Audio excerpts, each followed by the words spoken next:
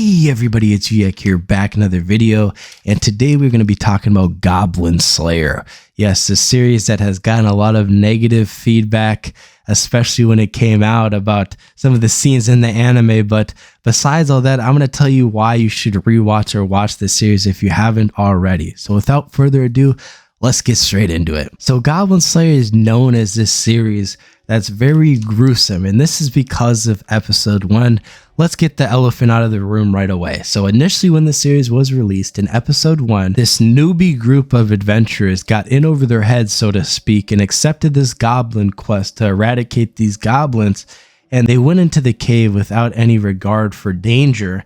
And in doing so, they were essentially outsmarted by goblins in every single facet of the reality of their situation. And this led them to the very gruesome fate of the males being killed off and the females being taken advantage of, poisoned, and let's just say hard R word on all the females taken advantage of by the goblins. And this is even more gruesome with the fact that when the main character of the series, Goblin Slayer, comes in to save these people, there's a girl who's literally on death's door saying, "Kill me, kill me, kill me." He looks, assesses the situation because he's experienced with goblins and their poison. He says she's beyond help, and she says, "Kill me," and he kills her.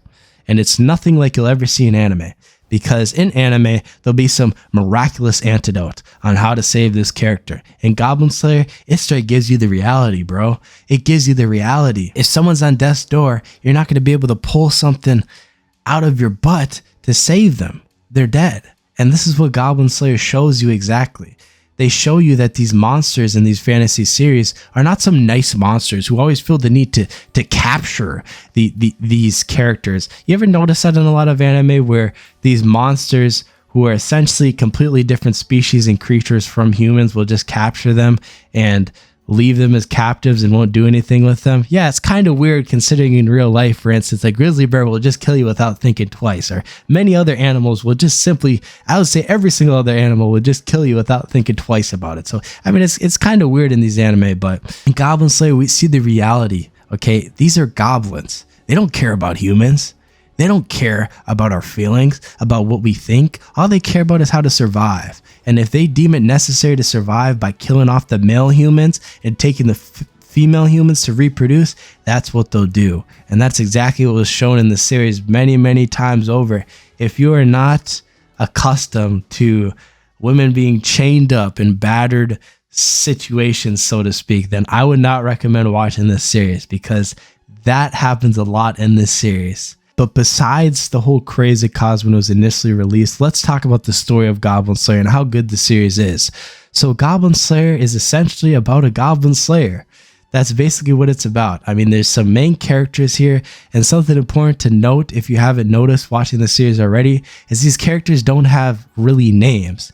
They have names as in Goblin Slayer, as in Priestess, as in Lizard Mage, or whatever his name is, of Elf Archer. They have these names, but they don't have unique names you can address to characters. And this is something unique I've seen with Goblin Slayer. I'm sure many other series have done it, but I haven't seen it done on such a wide scale as you would say with Goblin Slayer. But so the series is based around a Goblin Slayer. Okay, our main character has a lot of trauma because as a kid, his sister, his whole family was captured by goblins, and they were, I mean, his males, his dad, they were all killed in front of him. And then worse than that, his sister and stuff were taken advantage of by goblins in front of him while he was hiding. Yes.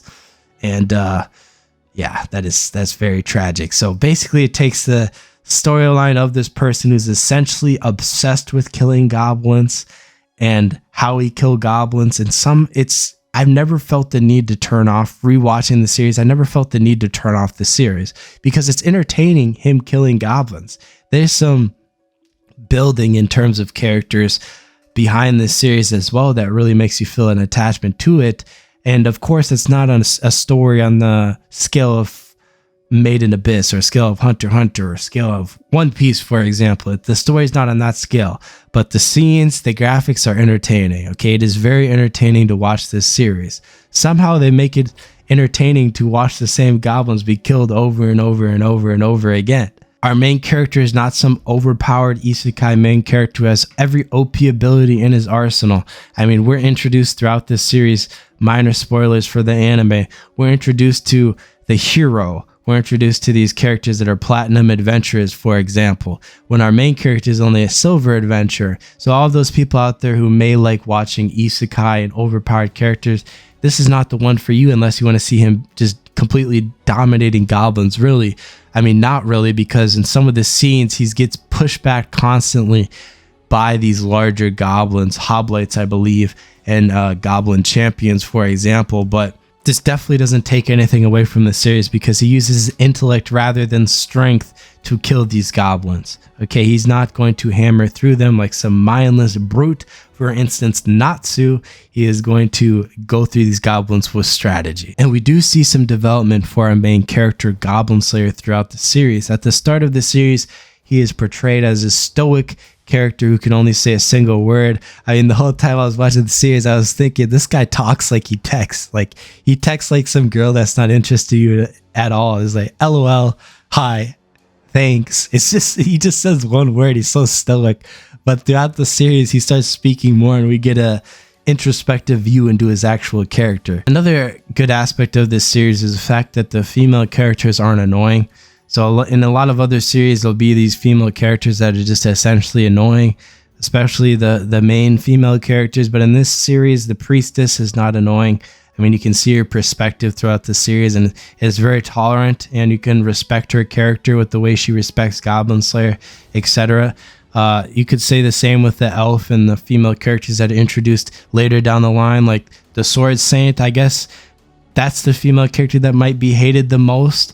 But other than that, the female character in the movie I actually enjoyed her character because I was finding it amazing. This is kind of has movie spoilers on how she was taken advantage of by these goblins, and she recovered so quickly, but that trauma still haunted her in the middle of the battle.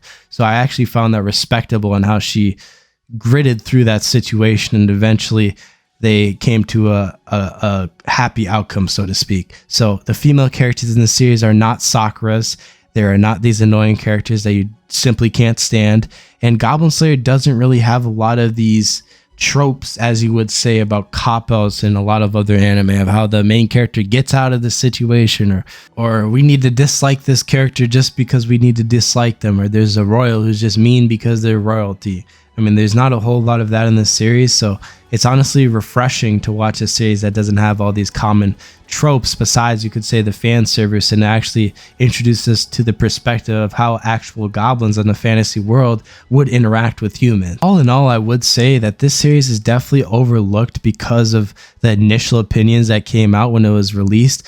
I remember once again that I held back on watching this series because of some of the opinions, but rewatching it now, I don't understand why I did this, because the series is actually like a solid 8 out of 10, 7.5 out of 10 on my harsh scale here. So take that with a grain of salt, but definitely worth rewatching if there's an up and coming series coming on. So without a doubt, Goblin Slayer is worth a rewatch and is worth watching for the first time if you haven't already. If you enjoyed the video, make sure to leave a like and subscribe for similar anime content in the future.